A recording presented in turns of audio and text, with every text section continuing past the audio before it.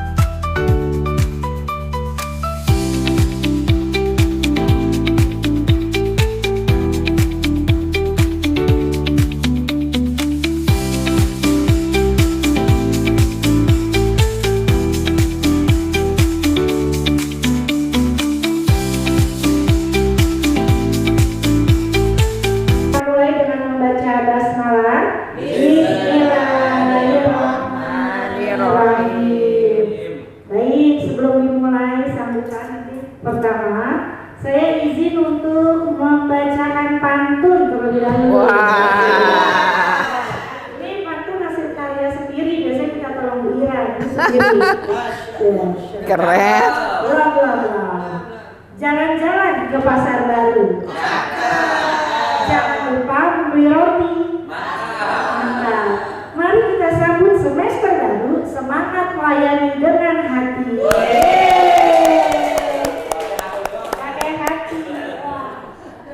Jadi nanti sampainya ke hati juga Pak.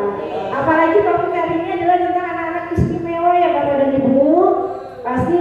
Assalamualaikum warahmatullahi wabarakatuh. Waalaikumsalam warahmatullahi wabarakatuh. Alhamdulillah, salatu wassalamu ala rasulillah wa ala alihi wa ashabihi wa wala wa man tabi'ahu ila yaumil qiyamah ma'an.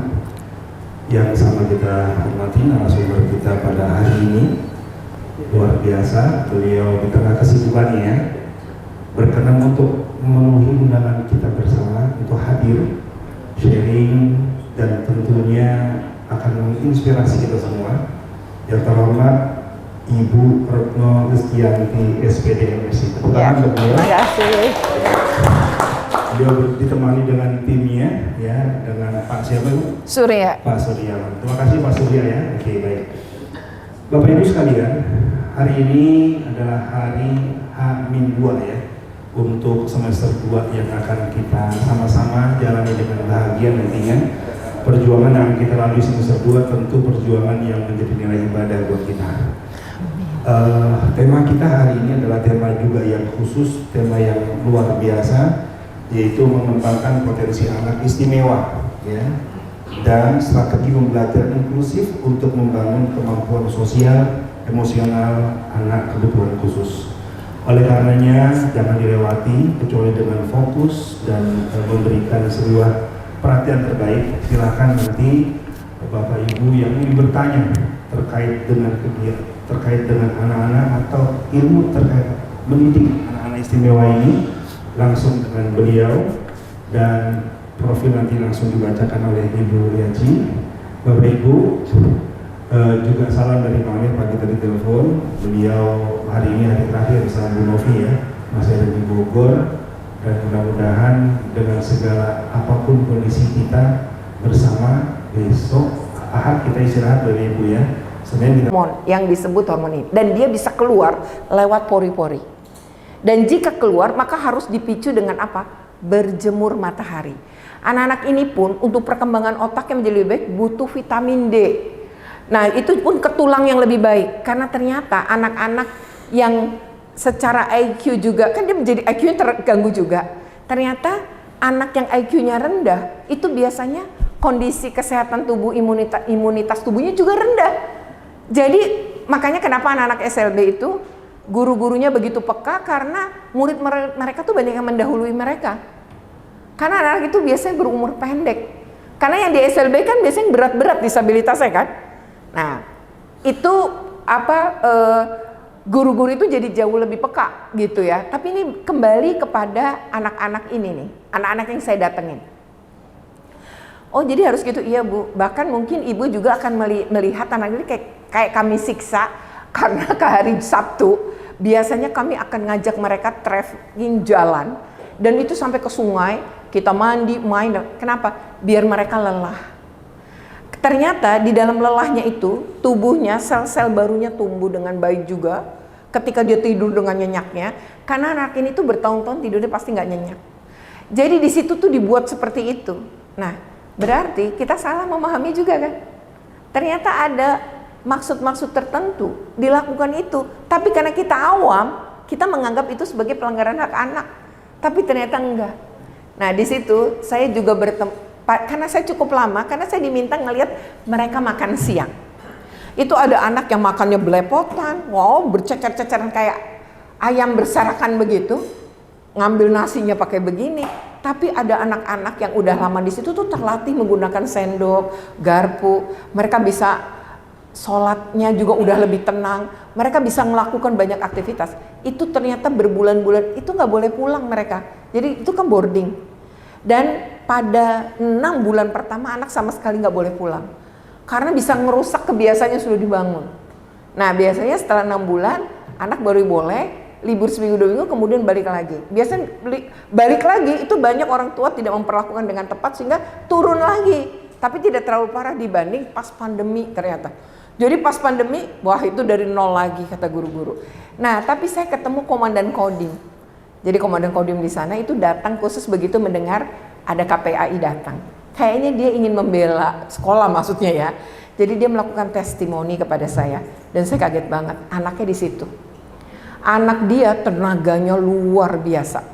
Dia bilang, Bu, anak buah saya tentara yang terlatih bela diri dan terlatih olahraga.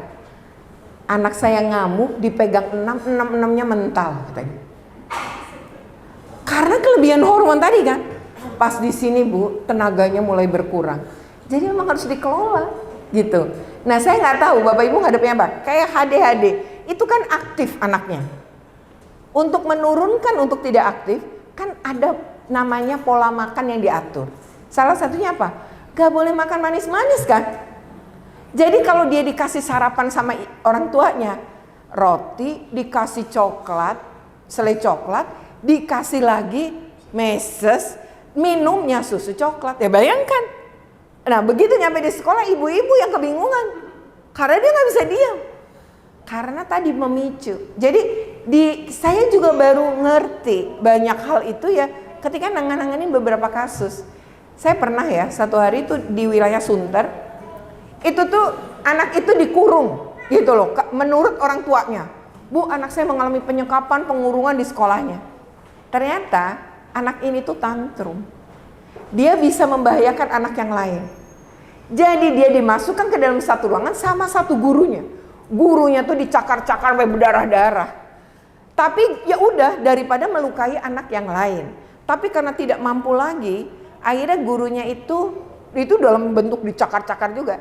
Dia Ibu Bapak pernah lihat nggak di rumah sakit jiwa tuh ada kita begini ya, terus nanti dikasih bahan tuh.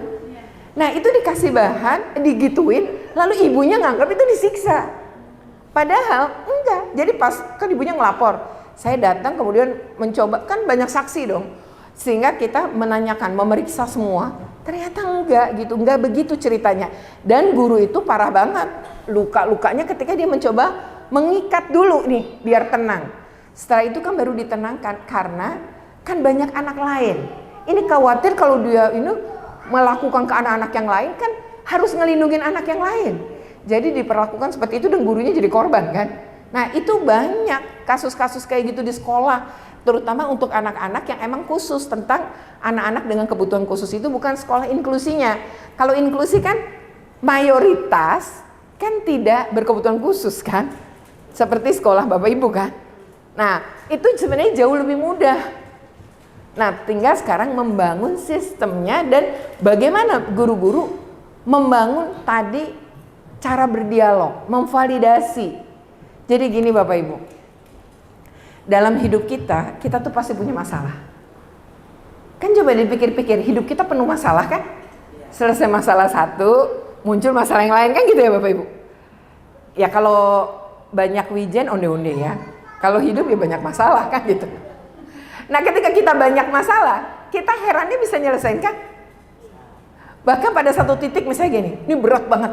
Dulu aja gue pernah yang lebih berat, ini pasti bisa dilalui. Karena kita terlatih menyelesaikan masalah. Nah itu namanya bagian dari mengelola emosi dan mengelola stres kita. Jadi Bapak Ibu tiap hari kita punya stres. Misalnya ke sekolah terlambat, aduh jalan lagi dibetulin, terlambat nih Bu. Stres nggak? Stres. Jadi ibaratkanlah stres itu sampah. Sampah itu kan, coba Bapak Ibu pasti punya tempat sampah di rumah ya. Suka buang sampah. Coba deh nggak dibuang 3 bulan. Apa yang terjadi? Busuk, bau. Lalat datang nggak? Datang. Nanti ke makanan kita. Suasana enak nggak? Nggak enak. Nah, stres kita tuh mirip sampah dalam tubuh kita. Kita pelihara sampah nggak dia keluarin, ya itu yang terjadi. Makanya kita mudah tersinggung, mudah nggak marah. Anak itu dikit kita ini kan. Karena apa? Kita stres. Nah itu perlu dibuang, perlu dilepaskan. Anak-anak ini juga. Jadi rasa stres itu perlu dibuang. Dengan cara apa? Ya divalidasi. Kalau Bapak Ibu mungkin punya cara ya. Dulu saya tuh waktu jadi guru, saya berusaha untuk tadi pakai teknik itu. Kalau nggak mempan, saya wudhu. Kalau masih nggak mempan, saya biasanya meluapkan marah-marah saya. Kalau nggak ke tembok, ke tanaman. Jadi murid saya tahu kalau saya marah, saya ngomong gini, Ibu marah banget sama kalian. Beri waktu Ibu untuk wudhu. Jadi untuk menetralisir perasaan saya, itu anak-anak udah mulai mengerti. Oh, tapi saya ngajarin ke anak-anak untuk tidak ngamuk. Artinya tidak tantrum, kita sebagai manusia harus mampu mengelola. Saya lakukan itu juga ke anak-anak saya. Jadi dari kecil anak saya, sabar, tarik nafas, saya buat begitu. Nah lama-lama terbiasa, sampai satu hari anak saya yang bungsu nih, saya punya anak bungsu yang baru umur 15, kakaknya tuh ngedengerin banget, jadi kelebihan dia kan di telinga. Jadi kalau guru jelasin, itu dia akan coba disuruh ngulangin apa yang disampaikan guru, itu bisa lengkap gitu, karena kekuatan dia tuh di telinga gitu. Jadi memang banyak betul ya kasus-kasus, jadi tunarungu, tunawicara, tunadaksa. Kalau tunadaksa misalnya dia pernah kecelakaan atau dari lahir misalnya nggak punya kaki, mungkin tidak ada masalah karena semuanya beres. Hanya dia nggak bisa di lantai 3, kan tidak ada lift. Jadi terpaksa setiap kelas yang ada dianya, maka kelas itu akan selalu berada di lantai dasar gitu. Misalnya kayak gitu. Nah itu dibuat gitu sedemikian rupa karena memang melayani kan secara prinsip. Dan teman-temannya senang banget kalau dia ada karena selalu berada di lantai 1 kan. Gitu. Jadi berharap dia berada di kelasnya gitu kan, karena pasti di lantai 1. Kemudian tunalaras ya, kesulitan belajar, lamban belajar, autis, mungkin ada anak korban penyalahgunaan narkoba, sudah direhab lalu masuk lagi ke sekolah, ini juga kondisi khusus. Nah tapi Bapak Ibu, ini ada kondisi khusus yang dimana kepribadian ganda. Nah anak ini sering dia itu menciptakan framing bahwa dirinya adalah korban, jadi playing victim. Itu menimbulkan ketidaknyamanan pada teman-temannya. Karena dia bisa mempengaruhi orang bahwa dia korban. Padahal sesungguhnya dia adalah pelaku dari perundungan itu. Temannya sebenarnya dirundung yang lain. Tapi itu bisa terjadi, semua orang membela dia, guru-guru itu, karena dia memiliki kepribadian ganda. Jadi kalau sama temennya gimana, kalau sama gurunya akan berbeda. Itu bisa dimainkan sama dia. Jadi kita pun bisa saja menghadapi anak yang kayak gini, gitu ya. Jadi nggak cuma yang autis lah, punya misalnya keterbatasan lain, enggak. Tapi ada, ini lebih sulit lagi menghadapi anak-anak dengan kepribadian ganda. Kemudian ada guru, wali kelas, jadi bersama anak-anak tuh datang ke saya. Anak pengurus. Jadi ada ketua kelas, bendahara kelas, wali kelas menghadap. Bu, boleh nggak kami izin ya Bu menerapkan suatu aturan di kelas. Soal apa? Jadi di kelas kami itu ada satu anak Bu, kalau ngomong tidak senonoh dan suka mengumpat. Akhirnya anak ini Bu nularin anak yang lainnya. Anaknya laki atau perempuan? Laki-laki. Yang ketularan lah anak-anak yang lain.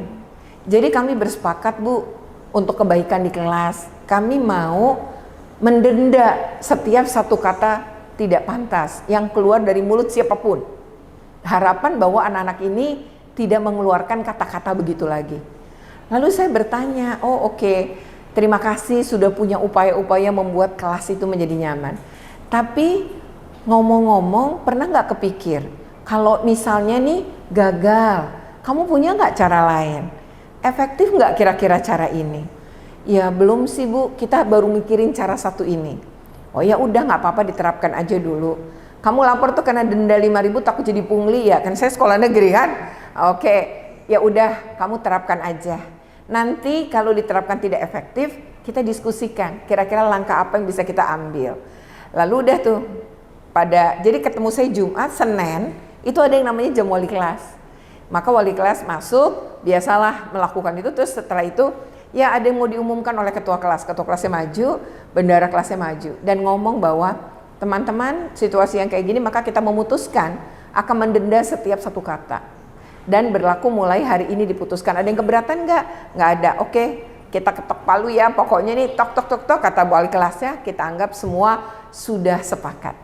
Baru saja diselesai kalimat terakhir si wali kelas, anak itu langsung mengumpat. Secara otomatis ketua kelasnya langsung bilang, kamu kedenda karena sudah berlaku. Oke, dia maju, lalu dia ngeluarin uang di dompetnya, dia setor ke bendahara uang merah, berarti 100.000 kan? Deposit 19 kata. Nggak efektif kan? Nah, tapi ini belum cerita nih ke saya. Nah, setelah itu baru kemudian semua melongo. Artinya itu kan tidak efektif jika didenda. Kita tidak tahu sebenarnya ada problem apa dari anak ini kan. Maka kemudian saya memutuskan begitu dapat laporan dari wali kelas, saya pikir saya harus mendekati anak ini sebenarnya dia ada apa. Dari info yang saya dapat dari wali kelas dan dari ketua kelas, anak ini adalah anak tunggal, anaknya ganteng banget, pinter banget, dan anak itu pun menurut si guru agamanya kata wali kelas beberapa kali juga khatam Quran. Kemudian dia juga anak yang memang rajin, pokoknya sempurna sebagai anaknya kecuali umpatan-umpatan dan kata-kata tidak senonoh yang kerap muncul dari mulut dia. Saya pikir ini berarti ada sesuatu. Maka saya coba untuk telepon orang tuanya, menanyakan apakah saya boleh ngobrol sama anak ini. Tapi tidak hari ini ya Bu, saya mau melakukan pendekatan dulu. Tapi saya izin dulu nih sama ibu. Kata ibunya nggak apa-apa. Ibunya juga ngebangga-banggain anaknya lah. Saya nggak menceritakan apa yang terjadi di sekolah. Lalu saya mulai melakukan pendekatan. Pada anak itu Bapak Ibu percaya sama kita satu, kitanya peduli. Pedulinya harus tulus. Pertama, sapalah. Jadi dia menjadi target saya untuk saya sapa setiap hari. Oke ya, demikian ya video ini ya, semoga bermanfaat ya. Jika bermanfaat jangan lupa untuk di like, share, komen, dan subscribe. Bagi yang belum subscribe segera subscribe untuk terus terupdate dengan video pendidikan anak dan kulineran. Ayo kita wujudkan sekolah yang aman, nyaman, menyenangkan tanpa kekerasan. Terima kasih. Wassalamualaikum. Waalaikumsalam warahmatullahi wabarakatuh.